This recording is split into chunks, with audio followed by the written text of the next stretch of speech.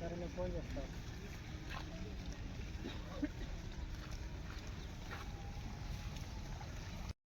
Letter తీయండి. ఇప్పుడు school కూడా ఎఫెక్ట్ ఏమీ అవుతలేదు సార్.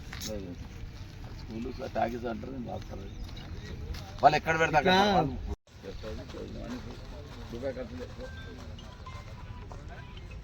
రాదన్నా ఫోన్ చేసి నాకు గాంజా కేసు వాళ్ళని కౌన్సిలింగ్ జరుగుతుంది, వాళ్ళని తీసుకొని పోవాలి.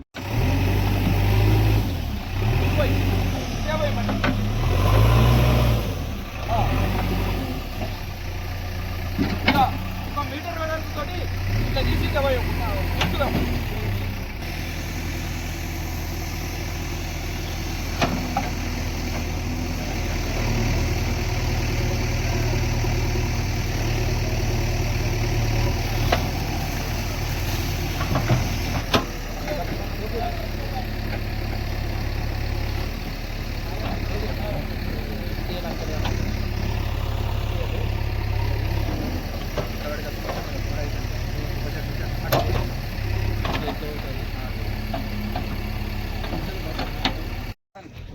ఈరోజు మరి నిన్న మనకి ఎంఆర్ఓ గారు తర్వాత పోలీస్ డిపార్ట్మెంట్ నుంచి మనకు కంప్లైంట్స్ రావడం జరిగింది.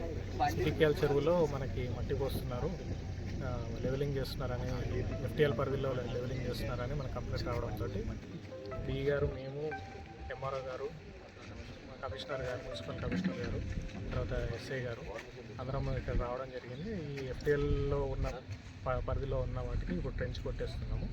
తర్వాత ఏమైనా ఫ్యూచర్లో ఎవరైనా ల్యాండ్ కొనుక్కోవాలనుకున్నా కూడా ఈ ఎఫ్టీఎల్ పరిధి కానీ బఫర్ జోన్ పరిధి కానీ చూసుకొని కొనుక్కోగలరని విజ్ఞప్తి. ఇప్పుడు కంప్లైంట్ మొరం పోసిన వాళ్ళు ఈ పట్ట నంబర్ ఎవరైతే ఉన్నారో వాళ్ళ మీద ఇప్పుడు కేసు కూడా ఒకటి పోలీస్ స్టేషన్ పంపించడం జరుగుతుంది. అంటే ఎవరు పోసారు అనేది మనకి ప్రిలిమినరీగా తెలియదు, ఇన్వెస్టిగేషన్లో మనం చూసి దాని మీద యాక్షన్ తీసుకుంటాం.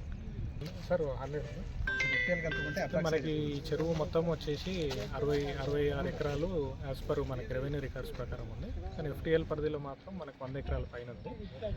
మన ఏదైతే ఎఫ్టీఎల్ పరిధి ఉందో దాన్ని కన్సిడర్ చేస్తాం కాబట్టి 100 ఎకరాలు మేము స్వాధీనంలో పెట్టుకుంటాం. ఓకే.